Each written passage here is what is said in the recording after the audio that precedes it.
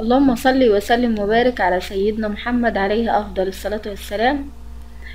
ان شاء الله النهاردة كده هنجمع بيض الفراخ وهنتكلم عن العشبة. يعني معلقة واحدة كده من العشبة اللي هنتكلم عنها دي هنعملها للفراخ. بتخلي الفراخ ما شاء الله صحتها كويسة جدا وبتبيض معاك على طول بدون انقطاع. وده طبعا بالاضافه لطريقه التغذيه بتاعه الفراخ يعني. مش العشبه لوحدها هي اللي بتخلي الفراخ تبيض، لا، الاكل اللي انت بتحط له للطيور بتاعتك ده بيساعد الفراخ ان هي تبيض على طول وباستمرار. او البط، اي طيور عندك عايزاه ان هي تبيض فبتمشي بالطريقه دي.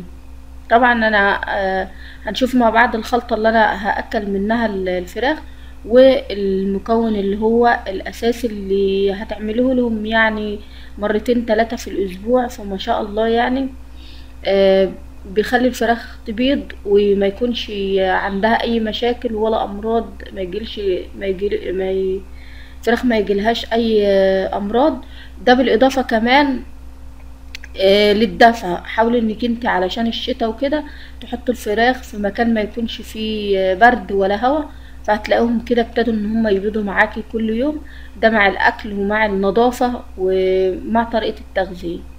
طبعا الناس اللي بتسألنا عن الفراخ دي، الفراخ البلدي الهجين، طبعا ما شاء الله انتاجها في البيت بيكون حلو جدا، بتنتج معاكي يوميا.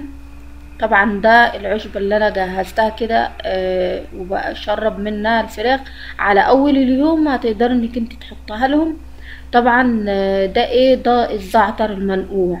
هتجيبي كده معلقة من الزعتر او معلقتين على حسب بقى عدد الفراخ اللي عندك، وهتنقعيهم كده بنص لتر من المية من الليل، وتقومي فرمة عليهم كده حوالي عن 4 فصوص من التوم وتسيبيهم لحد تاني يوم الصبح. طبعا المية بتكون دافية، وتقومي حاطة عليها المعلقتين الزعتر وتسيبوهم لتاني يوم، وتبتدي انك انت تصفيهم، وتقومي على الريق كده وعلى اول اليوم تقومي حطاهم للفراخ يشربوا منها. طبعا حلوة جدا، بتقوي مناعتهم وبتزود انتاج البيض وبتمنع الاسهالات اللي بتيجي للفراخ من التغذية ومن التنقير في الارض، لان الفراخ بتحب تقعد تنكش في الارضية. طبعا دي برضو الخلطة اللي انا باكل منها الفراخ. ده طبعا كان فيها بواقي اكل بيت صبحة يعني سليمة ما فيهاش اي حاجة. وطبعا البط والفراخ وكله بيشرب من الخلطة علشان انتاج البيض يكون عالي.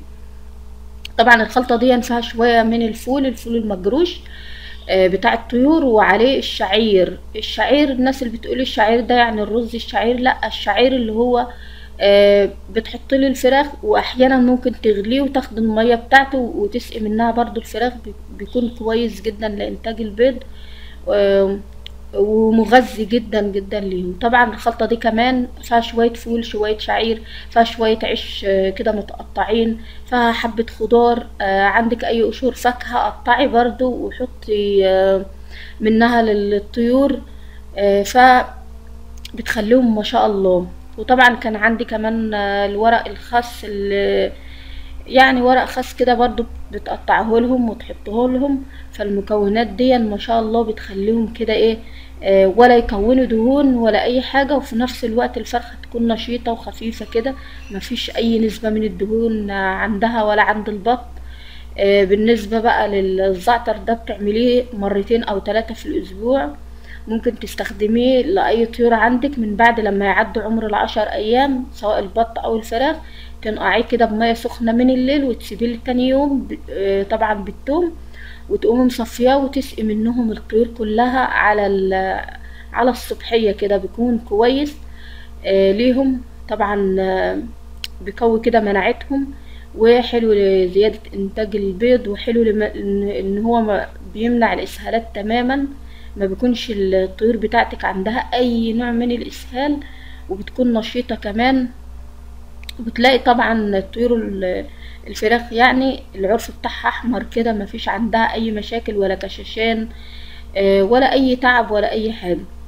طبعا هنشوف كمان مقطع البيض، البيض اللي انا بجمعه من عند الفراخ كده. ده بيخلي حجم البيض كبير، بيخلي الصفار بتاع البيض كده غامق وحلو جدا. طبعا الحاجات طريقة التغذية يعني والأعشاب اللي أنا بحطها بتخلي الفراخ كمان ما شاء الله ما تتعبش منك بشكل مفاجئ، تنتج معاكي إنتاج يوميا من البيض، وما تحتاجيش بقى لا أدوية ولا منشطات ولا كمان ولا تحصينات علشان الشتاء والكلام ده كله. امشي كده بالطريقة دي هتلاقي طيورك ما شاء الله انتاجها حلو جدا وحجمها برضو حلو. وطبعا مفيش ولا في بيض برشد ولا في فرخة بتسقط البيضة طرية ولا في اي حاجة. ده كله بيرجع على حسب بقى الاهتمام. اهتمي كده بالطيور بتاعتك، كلفة عليها، غذيها، هتاخدي منها احلى حاجة. طبعا ما شاء الله هو ده موسم كده البيض عند البط والفراخ، بتلاقيهم كده طالما المكان اللي هم فيه نظيف ودافي مفهوش هواء، بتأكليهم صح، فعمرك ما هتشتكي من اي حاجة، ولا من نقص بيض ولا من امراض ولا من تعب الطيور ولا من مشاكلها ولا اي حاجة ما شاء الله. بواقي اكل البيت طبعا المهم انك انت تحطيها كده تكون سليمة، ما تكونش اكل بايظ وتقوم حاطاه للطيور وتلاقيهم بقى ابتدوا ان هم يسهلوا ويتعبوا ويتعب الاكل البايظ يتعب الفراخ وخلاها كده ايه تقوم ميتة كده مرة واحدة. طبعا ما شاء الله يعني طالما المكان نضيف فممكن ان انا احط لهم الاكل ياكلوا فيه من على الارضية كمان ما فيش مشاكل. طبعا ما شاء الله شايفين كده حجم البيض عامل ازاي. في بيض كمان معظم البيض ده بصفرين، ده علشان هما بياكلوا حلو، يعني الاكل اللي هما بياكلوه مفيد جدا ليهم، فعشان كده قشرة البيضة بتكون جامدة، حجمها بيكون برضو كبير، الصفار بتاعها بيكون غامق، بتجمعيلك في اليوم حوالي عن طبق من البيض لما بتكوني ماشية بطريقة تغذية صح. يا ريت كده ما تنسوش تحطوا لنا لايك للفيديو، عايزين نوصل الفيديو ده للايكات كتير علشان كل الناس اللي غاوية وحابة ان هي تربي طيور وتجمع بيض من عند الفراخ كل يوم طبعا تتابع معايا. طبعا زي ما قلت لكم ان المكان لما المكان بيكون كده نضيف وواسع، الفراخ طبعا بتجري فيه فبتقوم تجوع فبتقوم تاكل، فما شاء الله يعني بتنتج معاك على طول انتاج عالي جدا. اهم حاجة ان الدفى والوسع للمكان والنظافة والكلام ده كله. حبيت ان انا اشكركم جدا جدا، والسلام عليكم ورحمة الله وبركاته.